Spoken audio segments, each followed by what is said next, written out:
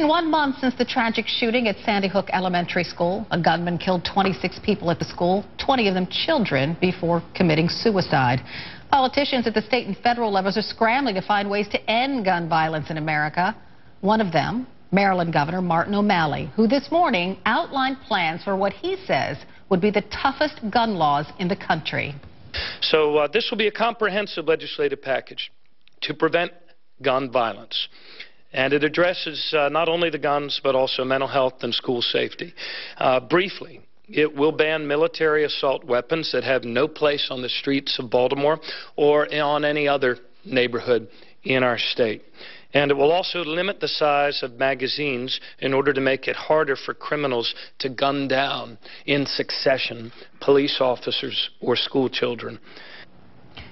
Of course, that might work for a state like Maryland, a very blue state, but maybe not so much at a federal level. David Keene, the president of the National Rifle Association, says, yeah, it'll be a whole different story in Washington. The likelihood is that they're not going to be able to get an assault weapons ban through this Congress. Joining me now are CNN contributor and Democratic strategist Maria Cardona and Alex Castellanos, also a CNN contributor, a Republican consultant, and former advisor to the Mitt Romney presidential campaign. Welcome to you both.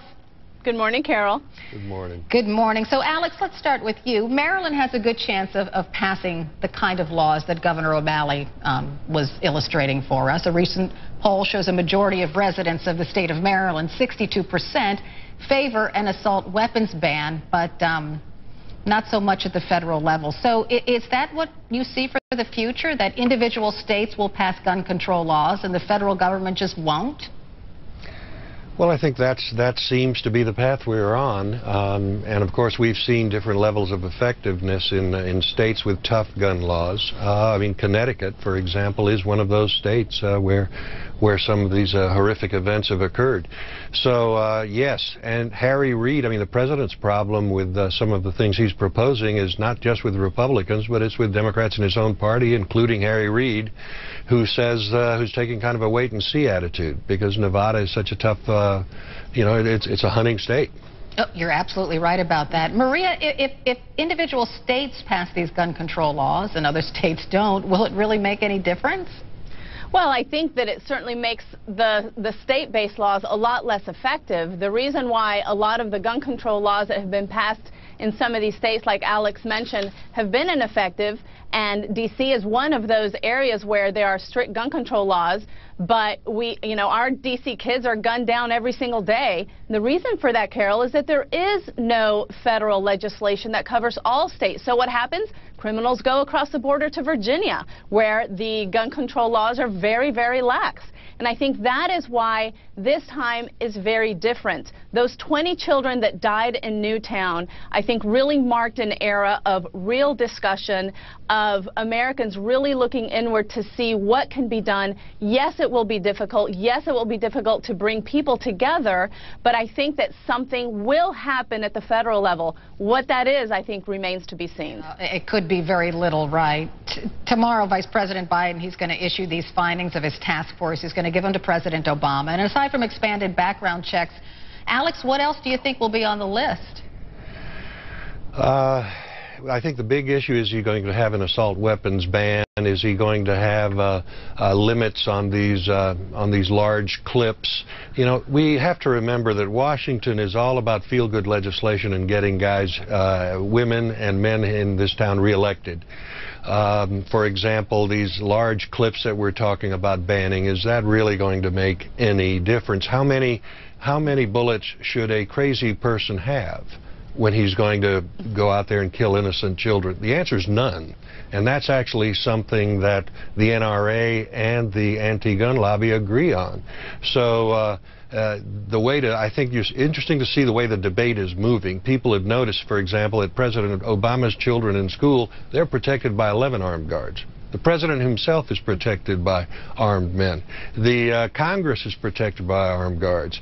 And it's the debate that started with let's just do something that makes us all feel good is now moving in a direction, I think, that's going to actually make a difference in protecting children in schools. Let's arm everyone. Let's give everyone a gun. Why not teach children how to use guns? Yeah. In one tiny town in Ohio, the city council there, the town council said, we'll allow janitors in schools to carry guns.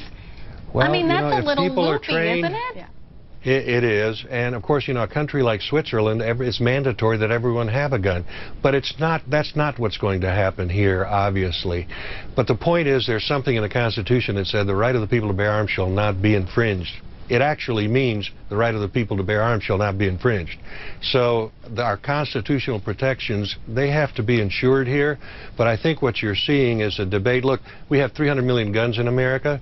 There are a lot less crazy people that we don't want to let have access to guns. Let's focus on something that's manageable, something we can do. Those people shouldn't have large clips. They shouldn't have small clips. By the way, most gun crimes, they're committed with handguns. And we're certainly not going to take those away. So I think focusing on the problem is where the debate seems to be moving in Congress. Okay, Maria, final word. And it should be focused on the problem, because the right of the people to bear arms should not be infringed, should also not infringe on our right to make sure that our children are safe in their schools. And the way that we can do that is by keeping the high-caliber rifles and the high-capacity magazine clips away from people who are mentally insane.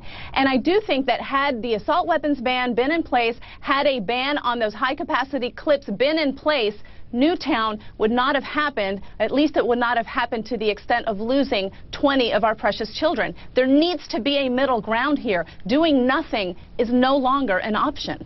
Maria Cardona, Alex Castellanos, thank you both for the conversation this morning. Thank you so much.